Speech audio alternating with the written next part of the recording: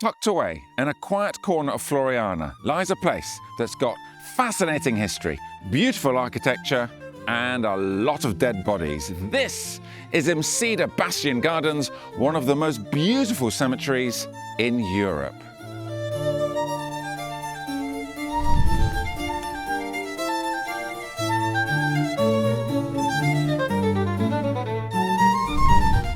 It was National Geographic that said this was one of Europe's top 5 cemeteries because of its charm and beauty.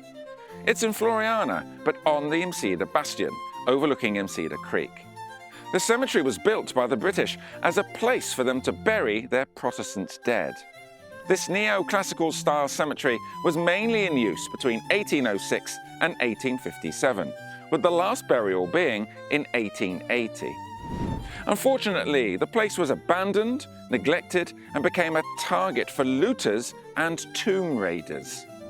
Statues, entire monuments, and bits of marble were all stolen by local people. The thefts included skulls and even entire skeletons. Happily, in recent years, the cemetery has been restored and looked after by the National Trust of Malta, Din L-Art Ħelwa, and a fantastic team of volunteers now look after the place.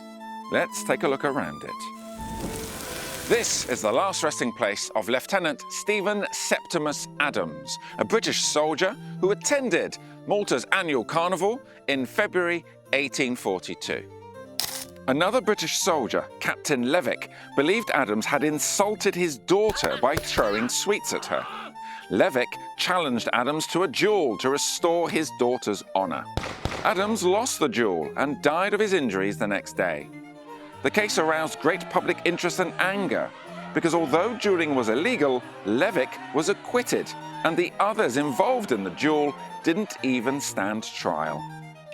You can see the cut column here on Adams's grave, symbolising how he was taken before his time.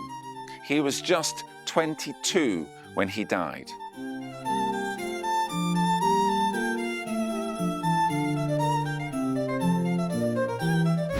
This is the grave of Hannah Baker. Now, she was married to a member of the British Armed Forces. She died in 1834, aged 52. There's loads of symbolism on her tomb. Let's take a look at them. On the end, we have Morpheus, the Greek god of dreams, and he's holding 3 poppies, symbols of sleep, peace, and death. By the way, the name of the drug morphine comes from the story of Morpheus.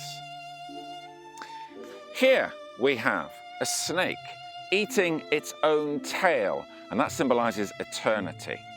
Within the circle, you've got an hourglass, and you've got wings on the hourglass. This symbolises time passing. And here in the middle, we've got Hannah herself. She is sat with some children. They've all got ancient Greek-style clothing. We don't actually know what that symbolism means. On the top, the body is covered in a shroud, just like Jesus Christ was when he died. The head has been hacked away by vandals, and also this marble plaque that would have been here, explaining who Hannah was, that went missing in the early 1980s. And there in the middle, there's another deep cut, probably done by vandals as well. Hope you're enjoying this video, and if you are, and you'd like to support me in covering the costs of making these videos in future, then you can. You can just buy me a coffee. Any donation, large or small, will go towards covering the costs of these videos. Thank you very much. This memorial was put up in 1995 by Din L-Art Ħelwa on what's believed to be the last resting place of Michel Anton Vassalli and his wife. He was a controversial figure in many ways, not least because he translated the New Testament into Maltese against the wishes of the Catholic Church. But in many ways, he can be regarded as the father of the Maltese language because he was the first to scientifically study it. When he died in 1829, the Catholic Church refused to let him be buried in any of their cemeteries.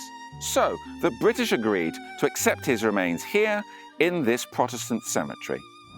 There is no physical evidence of his grave here, but based on earlier records, this would appear to be the most likely place for his burial.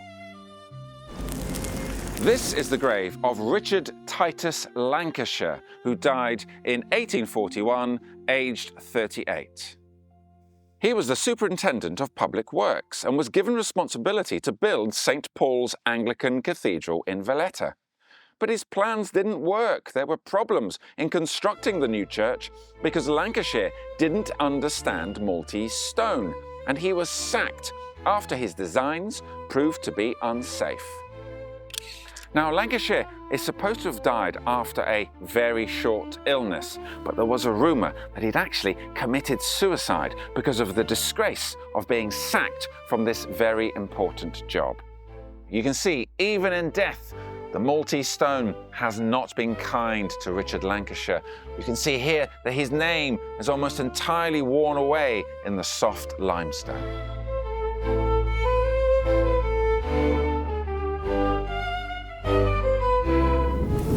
Msida Bastion Gardens is an amazing place and well worth a visit. It's only open in the mornings, so check out its Facebook page and come spend a peaceful morning among the dead.